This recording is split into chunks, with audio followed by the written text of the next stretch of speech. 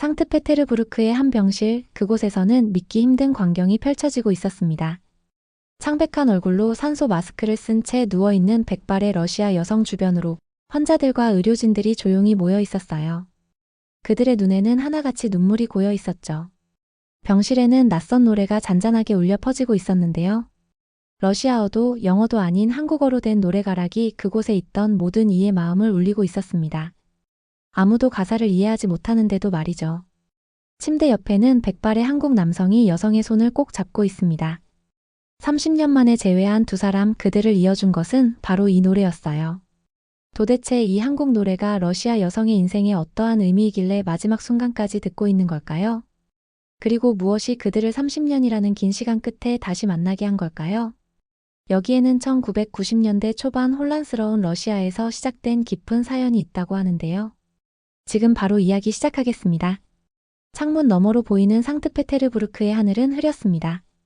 저는 병실 침대에 누워 그 하늘을 바라보며 시간을 보냅니다. 폐암 말기 판정을 받은 지 벌써 석 달이 지났어요. 의사들은 제게 남은 시간이 얼마 없다고 했죠.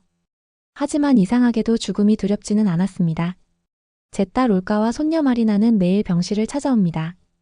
올가는 항상 슬픔이 묻어나는 눈으로 저를 바라보고 18살 마리나는 활기찬 에너지로 병실의 분위기를 밝게 만들어요.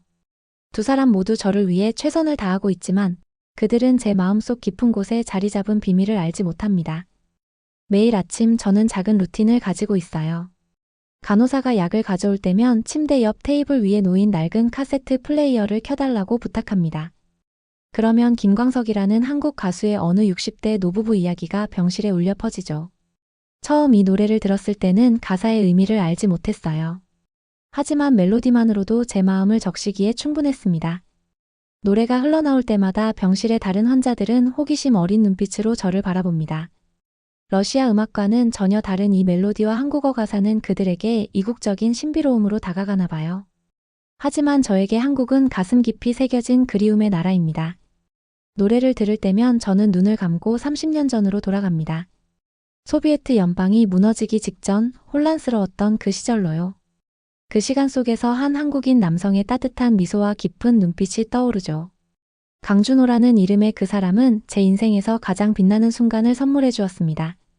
노래 속에 나오는 함께 늙어가는 부부의 모습은 제가 이루지 못한 꿈이었어요. 가끔은 다른 선택을 했더라면 어땠을까 생각합니다. 하지만 후회는 이제 무의미하죠. 남은 것은 이 노래와 추억뿐입니다. 지난주 마리나는 제 오래된 트렁크를 정리하다가 특별한 것을 발견했어요. 그녀의 손에는 낡은 카세트 테이프 하나가 들려 있었습니다. 그 테이프를 보는 순간 30년의 세월이 한순간에 무너져 내렸어요. 오랫동안 가슴에 묻어두었던 기억의 문이 열린 것만 같았습니다. 테이프 케이스에는 한국어로 쓰인 작은 메모가 붙어 있었죠. 엘레나에게 우리의 미래를 꿈꾸며 준호. 이 짧은 문장이 담고 있는 의미를 마리나는 알 수 없었을 거예요. 하지만 저에게는 인생의 전부를 상징하는 문장이었습니다. 마리나는 테이프를 플레이어에 넣었어요. 그리고 병실에 울려 퍼진 건 제가 매일 듣던 노래가 아닌 오랫동안 그리워했던 목소리였습니다. 강준호의 목소리였죠. 한국어였지만 그의 따뜻한 어조는 30년이 지난 지금도 제 심장을 뛰게 만들었어요. 테이프에서 흘러나온 노래는 강준호가 직접 기타를 치며 부른 버전이었습니다. 그의 목소리에 담긴 진심이 느껴져 가슴이 저려왔어요. 노래가 끝나고 그의 메시지가 이어졌습니다. 언젠가 우리도 노래 속 노부부처럼 함께 늙어갔으면 좋겠다는 마음이 담긴 말이었죠. 마리나의 눈에는 의문이 가득했습니다. 저는 30년 만에 처음으로 그 이야기를 해줄 준비가 되었어요. 제 인생에서 가장 아름답고도 가슴 아픈 순간들, 그리고 결코 잊을 수 없는 강준호와의 추억을 말이죠. 제 유년 시절은 그다지 따뜻하지 않았습니다. 아버지는 소련 군대의 엄격한 장교였어요. 집에서도 군대식 규율을 고수하셨죠. 우리 가족에게 복종은 사랑보다 우선하는 가치였습니다. 특히 저에게는 더 엄격했어요. 아침 6시 기상, 정확하게 정돈된 방, 식사 시간에 허용되지 않는 대화. 이것이 제 일상이었습니다. 어릴 적 저는 종종 창문 너머 하늘을 바라보며 다른 삶을 꿈꿨죠. 어머니는 온순하고 순종적인 분이셨어요. 아버지의 말씀이라면 절대 거역하지 않았습니다. 16살 때였어요. 처음으로 제 의견을 내려다 시도했습니다. 미술학교에 가고 싶다고 말했죠. 그림 그리는 것이 저의 작은 탈출구였어요. 하지만 아버지의 반응은 차가웠습니다. 예술은 밥벌이가 되지 않아. 공학을 공부해라. 그날 밤 저는 몰래 그림 스케치북을 모두 불태웠습니다. 결국 레닌그라드 공대에 입학했어요. 아버지가 원했던 대로죠. 하지만 마음은 항상 다른 곳을 향해 있었습니다. 강의실에서도 저는 종종 노트 구석에 작은 그림들을 그리곤 했어요. 그러다 문득 아버지가 옆에 있는 것 같아 황급히 지웠습니다. 대학을 졸업한 후 저는 건축회사에서 통역사로 일하게 되었어요. 러시아어와 영어에 능통했기에 얻은 자리였습니다. 통역사라는 직업은 제게 또 다른 형태의 감옥이었어요. 남의 말을 그대로 옮기는 일, 제 목소리는 없이 타인의 생각만 전달하는 일이었죠. 회사 생활은 단조로웠습니다. 매일 아침 8시 출근, 오후 6시 퇴근. 그 사이에 끝없는 서류와 회의들이 있었어요. 제 주변에는 동료들이 있었지만 진정한 친구는 없었습니다. 감정을 나누는 법을 배우지 못했으니 깊은 관계를 맺는 것도 어려웠죠. 25되던 해 아버지가 돌아가셨어요. 병상에 누워 계신 마지막 순간까지도 그분은 감정을 드러내지 않으셨습니다. 임종 직전 아버지가 제 손을 꼭 잡으셨죠. 그때 처음으로 아버지의 눈에 눈물이 맺힌 것을 보았어요.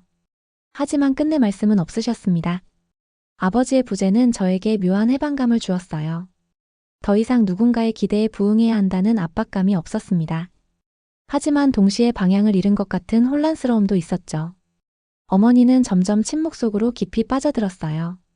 아버지가 없는 세상에서 어떻게 살아야 할지 모르셨던 겁니다.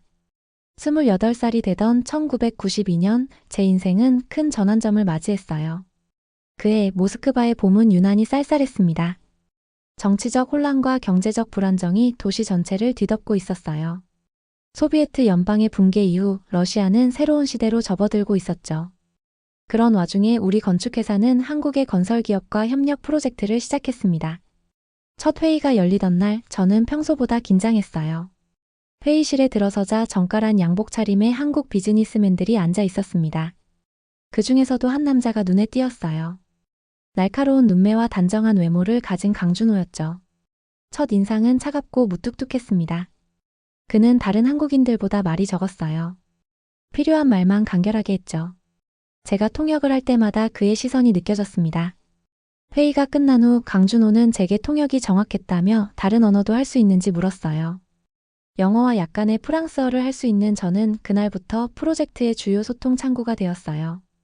한 달쯤 지났을 때 저는 회의에서 실수를 했습니다. 중요한 기술 용어를 잘못 통역했어요.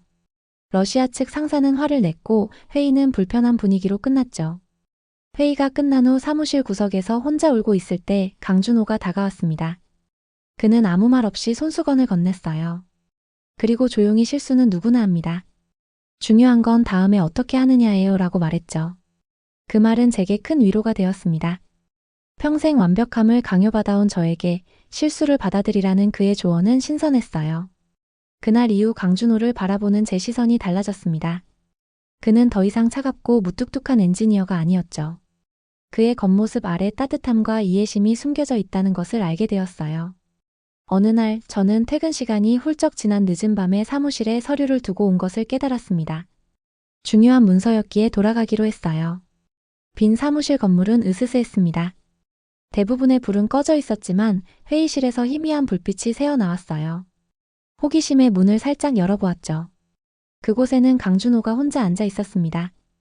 그는 작은 휴대용 카세트 플레이어를 틀어놓고 눈을 감은 채 음악을 듣고 있었어요. 한국 노래였죠. 처음 들어보는 멜로디였지만 어딘가 마음을 울리는 무언가가 있었습니다. 남자 가수의 목소리는 담담하면서도 깊은 감정이 느껴졌어요. 문이 삐걱거리는 소리에 강준호가 눈을 떴습니다. 저는 당황해서 사과했어요. 하지만 그는 놀라는 대신 미소를 지으며 들어오라고 했습니다. 제가 어떤 노래인지 묻자 그는 김광석이라는 가수의 어느 60대 노부부 이야기예요 라고 답했죠. 그는 테이프 플레이어의 볼륨을 높이고 제게 들어보라고 했습니다. 저는 그 자리에 앉았어요. 노래는 잔잔하게 흘러나왔습니다. 가사는 이해할 수 없었지만 멜로디에 담긴 감정은 느껴졌죠. 조금 쓸쓸하면서도 따뜻한 그리고 깊은 사랑이 묻어나는 곡이었습니다. 노래가 끝나자 강준호가 설명해 주었어요. 이 노래는 평생을 함께 살아온 노부부의 일상을 담고 있어요. 아침에 일어나 함께 밥을 먹고 공원을 산책하고 서로의 건강을 챙기는 모습이죠. 평범하지만 그 속에 깊은 사랑이 있습니다. 그의 설명을 들으며 저는 묘한 감정을 느꼈습니다. 그런 사랑이 실제로 존재할까요? 제가 자란 가정에서는 본 적 없는 종류의 관계였어요. 아버지와 어머니는 한 지붕 아래 살았지만 그들 사이에 그런 따뜻함은 없었습니다. 강준호는 노래의 특별한 점에 대해 이야기했어요. 한국에서는 노년의 사랑을 이렇게 아름답게 표현한 노래가 많지 않아요. 대부분 젊은 사랑을 노래하죠. 하지만 이 곡은 평생을 함께한 사람들의 깊은 애정을 보여줍니다. 저는 언젠가 그런 사랑을 하고 싶어요. 그의 말에 저는 무언가 가슴이 따뜻해지는 것을 느꼈습니다. 강준호의 눈에는 진정성이 담겨 있었어요. 그는 자신의 감정을 솔직하게 표현하는데 거리낌이 없었죠. 그것이 저에게는 신선했습니다. 평생 감정을 억누르며 살아온 저에게 그의 솔직함은 신선한 공기 같았어요. 우리는 그날 밤 음악에 대해 이야기했습니다. 강준호는 김광석이라는 가수에 대해 더 설명해 주었어요. 불우한 삶을 살았지만 많은 사람들의 마음을 울린 음악가라고 했죠. 저는 러시아의 가수들에 대해 이야기했습니다.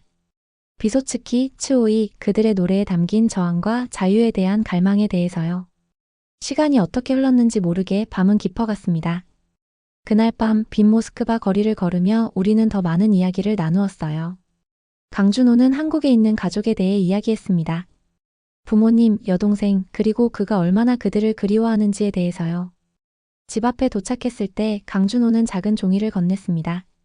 이건 제가 들은 노래의 카세트 테이프예요. 혹시 들어보고 싶으시면 가져가세요. 저는 망설임 없이 받았어요. 고마워요. 꼭 들어볼게요. 그날 밤 저는 오랜만에 편안한 마음으로 잠들었습니다.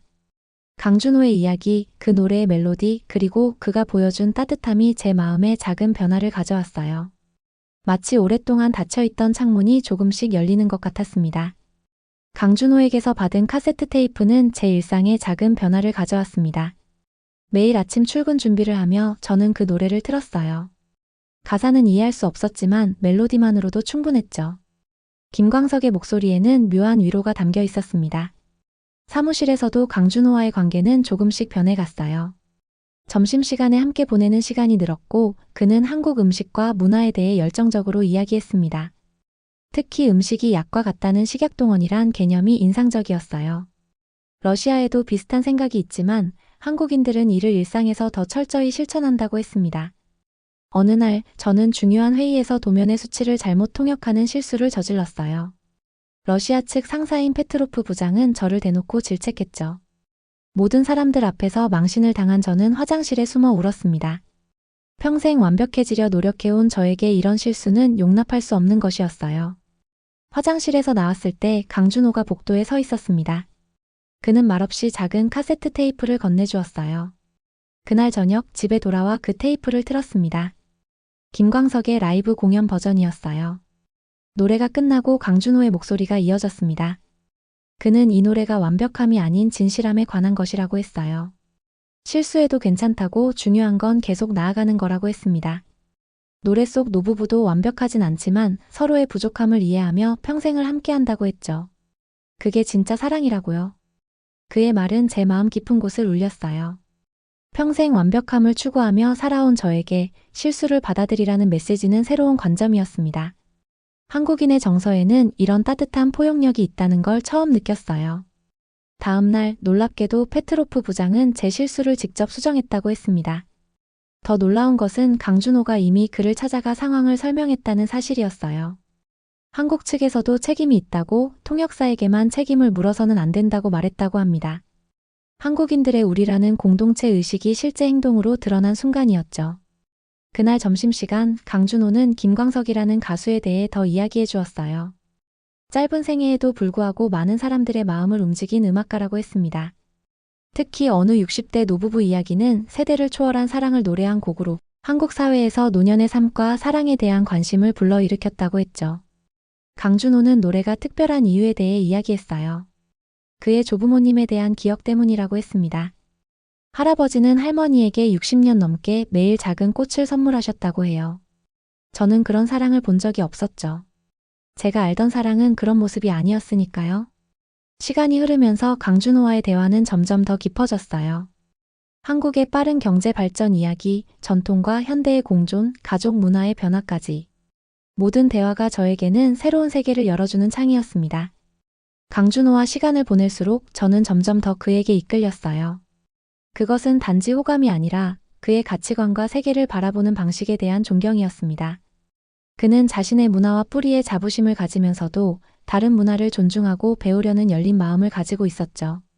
어느 날 저녁 늦게까지 일하다가 강준호의 사무실 앞을 지나게 되었어요. 문이 살짝 열려 있었고 그 안에서 익숙한 멜로디가 흘러나왔습니다. 어느 60대 노부부 이야기였죠. 그는 눈을 감고 음악에 몰입해 있었어요. 그 순간 그가 이 노래를 통해 꿈꾸는 것이 무엇인지 이해할 수 있을 것 같았습니다. 평생을 함께하는 동반자와의 삶, 작은 행복이 쌓여 만들어지는 인생. 그것은 제가 한 번도 꿈꾸지 못했던 미래였지만 그날 밤 저도 그런 미래를 상상해보게 되었어요. 강준호와 알게 된 지 2달째 되던 날 저는 처음으로 제 이야기를 털어놓았습니다. 모스크바 강변을 따라 산책하던 중이었어요. 그는 한국의 봄에 대해 이야기하고 있었고 저는 그의 가족에 대한 질문에 평소와 달리 솔직하게 대답했습니다. 제 아버지는 소련 군대의 엄격한 장교였고 감정 표현은 금지되었어요. 어머니는 아버지의 그림자 속에서 살았죠.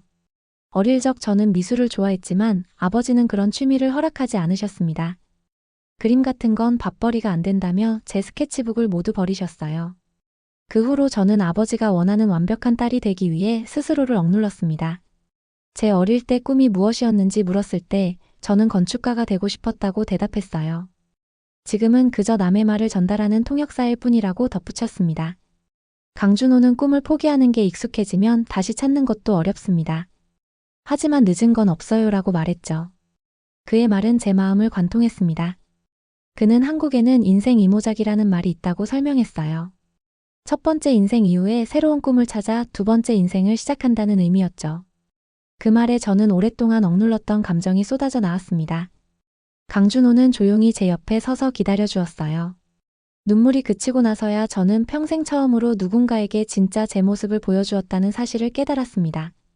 그는 한국에서는 눈물도 중요한 감정 표현이라고 생각한다고 말했어요. 슬픔만이 아니라 치유와 새로운 시작의 표현이기도 하다고 했습니다. 강준호는 자신의 어린 시절을 이야기해 주었어요. 한국 가정에도 규율과 기대가 있었지만 그 바탕에는 따뜻한 사랑이 흐르고 있었다고 했습니다. 그의 부모님은 엄격했지만 항상 그의 선택을 존중해 주셨다고 했어요. 점점 어두워지는 하늘을 보며 우리는 돌아가기로 했습니다. 집 앞에 도착했을 때 강준호는 작은 스케치북과 색연필 세트를 꺼냈어요. 건축가의 꿈을 가졌다고 했으니 다시 시작해보라는 격려였습니다. 집에 들어와 스케치북을 펼쳤어요. 첫 페이지에는 꿈을 그려보세요.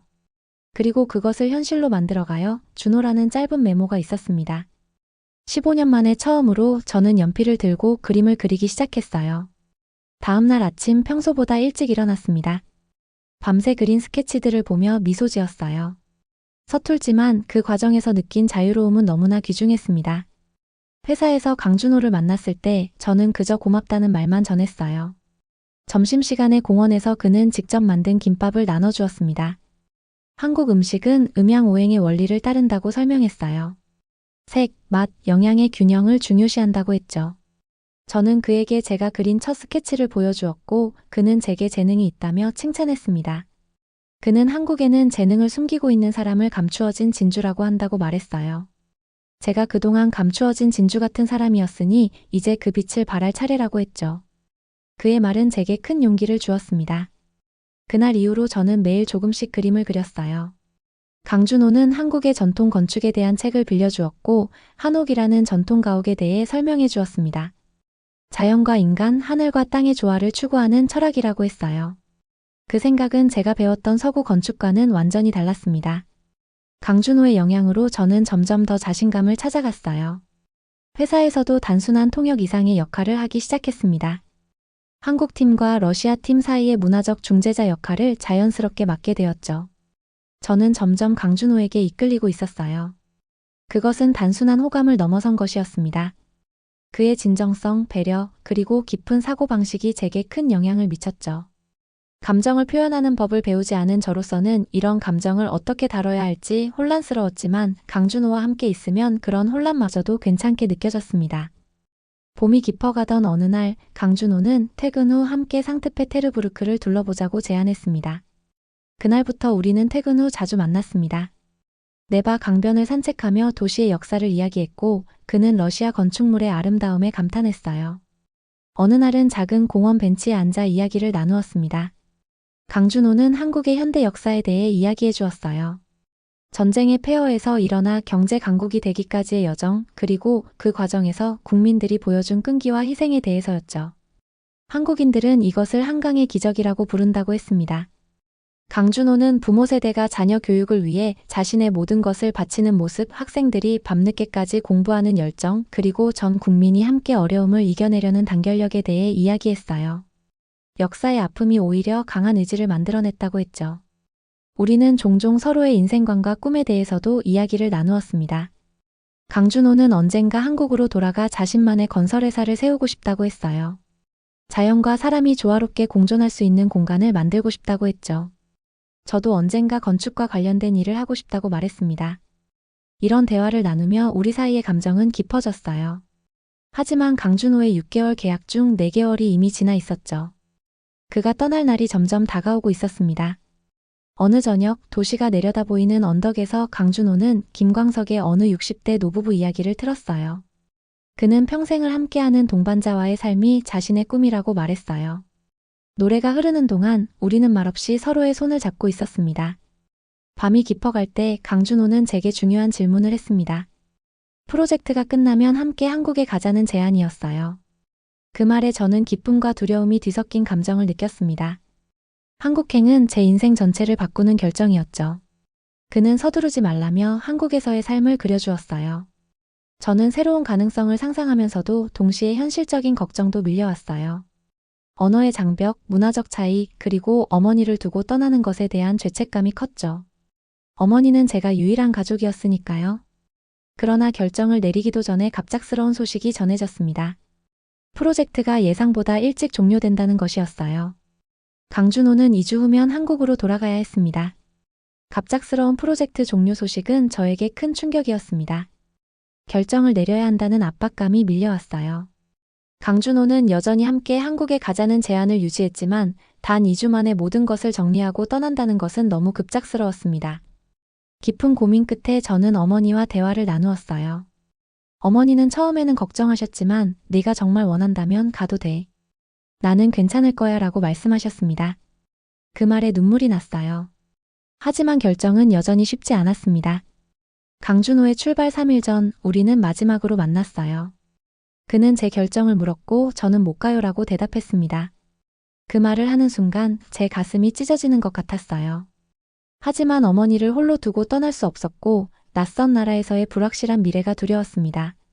강준호의 눈에 실망감이 스쳤지만 이내 따뜻한 미소로 바뀌었어요. 그는 이해한다며 언제든 마음이 바뀌면 연락하라고 했습니다. 헤어질 시간이 되자 그는 작은 상자를 건네주었어요. 선물이에요. 제가 떠난 후에 열어보세요.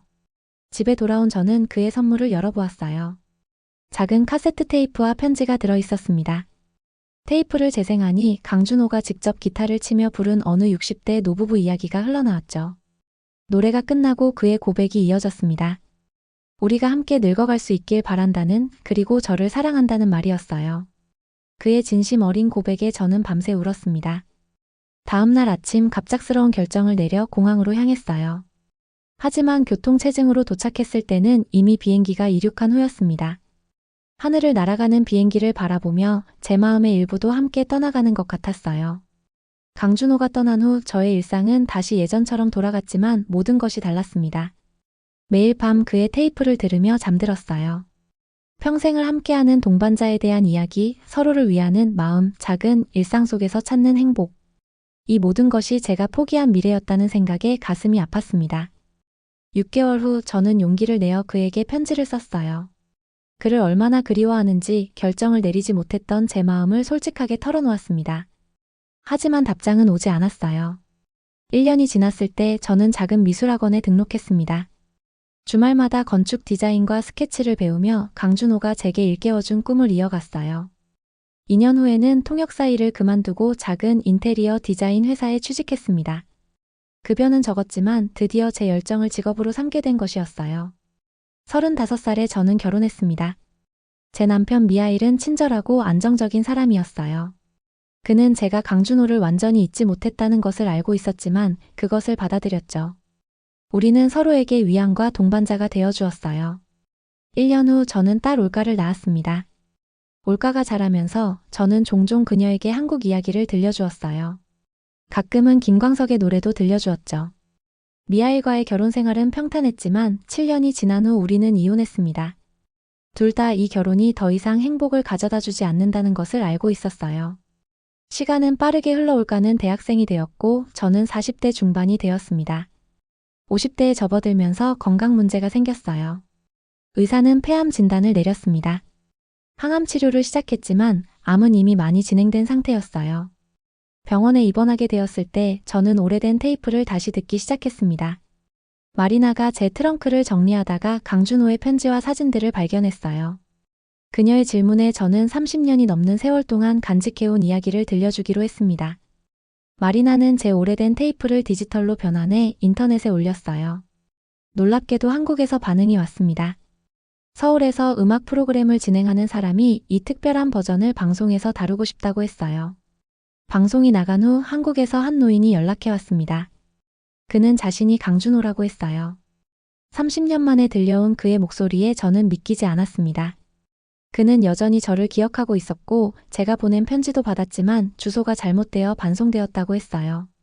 강준호는 결혼하지 않았다고 했습니다. 그는 저를 만나러 러시아에 오고 싶다고 했어요. 의사들은 제게 얼마 남지 않았다고 했지만 저는 평온했습니다. 30년 만에 우리는 다시 만나게 되었어요. 병실에 강준호가 나타난 순간 시간이 멈춘 것 같았습니다. 30년이라는 세월이 한순간에 무너져 내리는 느낌이었어요. 그의 얼굴은 세월의 흔적을 품고 있었지만 눈빛만은 여전히 그대로였습니다. 따뜻하고 진실된 눈빛이었어요. 올가와 마리나는 잠시 병실 밖으로 나가며 우리에게 시간을 주었습니다. 강준호는 한국으로 돌아간 후의 이야기를 들려주었어요. 2년 동안 저를 기다렸고 제가 보낸 편지를 받았지만 답장은 잘못된 주소로 인해 전달되지 못했다고 했습니다. 그는 몇 번 러시아에 오기도 했지만 결국 저를 찾지 못했다고 했어요. 그는 자신의 건설회사 이야기를 해주었습니다. 친환경 건축 기술을 개발하고 보급한 일이 특히 자랑스럽다고 했어요. 당시 우리가 나눴던 대화가 그에게 큰 영감이 되었다고 했습니다. 저도 제 인생에 대해 이야기했어요. 결혼과 이혼, 올가를 키우며 느꼈던 행복과 어려움, 그리고 인테리어 디자이너로서의 경력까지 모든 것을 솔직하게 털어놓았습니다. 강준호는 주머니에서 작은 앨범을 꺼냈어요. 그 안에는 그가 설계한 건물들의 사진이 있었습니다. 모든 건물에서 그의 철학과 열정이 느껴졌어요. 또한 그는 저에게 후회하지 않느냐고 물었고 저는 올가가 있기에 완전히 후회할 수는 없다고 대답했습니다. 대화를 나누는 동안 병실 창밖으로는 저녁 노을이 지고 있었어요. 강준호는 카세트 플레이어를 켰고 어느 60대 노부부 이야기가 흘러나왔습니다. 그는 이 노래를 들을 때마다 저를 생각했다고 했어요. 노래가 흐르는 동안 우리는 말없이 서로의 손을 잡고 있었습니다. 올가와 마리나가 조심스럽게 병실로 들어왔어요. 강준호는 특히 마리나에게 감사를 표했습니다. 그녀가 올린 영상이 아니었다면 저를 다시 만날 수 없었을 테니까요. 마리나는 그에게 한국에 대한 여러 질문을 했고 그는 인내심을 가지고 대답해 주었습니다. 다음 날 강준호는 한국에서 가져온 명주 스카프를 선물했어요. 또한 병원 음식에 질린 저를 위해 한국 음식도 만들어 왔습니다. 의사들은 강준호의 방문 이후 제 상태가 조금 호전되었다며 놀라워했어요. 강준호의 존재가 제게 삶의 의지를 불어넣어 준 것만 같았습니다. 하지만 기쁨은 오래가지 않았어요. 일주일 후 제 상태는 갑자기 악화되었습니다. 의사들은 시간이 얼마 남지 않았다고 했죠. 저는 강준호에게 마지막을 음악과 함께하고 싶다고 부탁했습니다.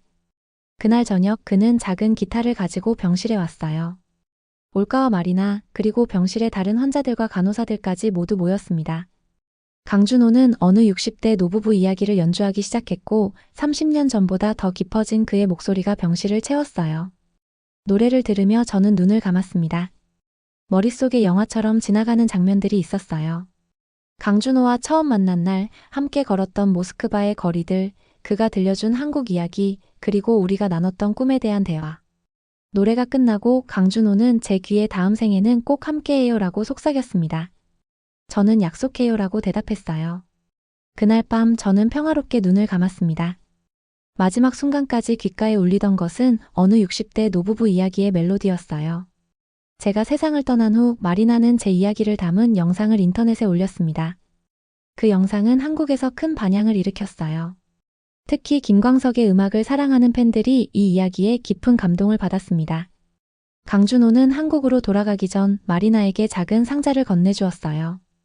그 안에는 30년 동안 그가 저에게 쓴 편지들이 가득했습니다. 그는 올가와 마리나에게 언제든지 한국에 오라고 초대했고 마리나는 그 제안을 기쁘게 받아들였습니다. 한 달 후 마리나는 한국을 방문했어요. 마지막 날 강준호는 그녀를 서울 광화문 광장으로 데려갔습니다. 그곳에서 제 사진과 함께 테이프를 작은 상자에 넣어 땅에 묻었어요. 당신 할머니의 영혼이 이곳에서 편안하길 바랍니다 라고 말했습니다. 우리의 이야기는 여기서 끝나지만 이 노래가 전하는 사랑은 계속됩니다. 한 곡의 노래로 시작된 우리의 인연은 이제 마리나를 통해 이어지고 있네요. 어쩌면 인생은 그저 지나가는 계절일지 모릅니다. 하지만 진정한 사랑은 김광석이 노래했던 것처럼 세월이 흘러 백발이 되어도 또 함께 있는 것만으로 충분한 것인지도 모르겠어요. 오늘의 사연 어떻게 들으셨나요? 시간과 국경, 모든 장벽을 허물어버리는 우리의 노래가 참 소중하다는 생각이 듭니다. 오랜 시간이 흘러도 더 뚜렷해지는 여러분의 인생곡은 무엇인가요? 오늘도 긴 사연 들어주셔서 감사합니다. 행복한 하루 되세요.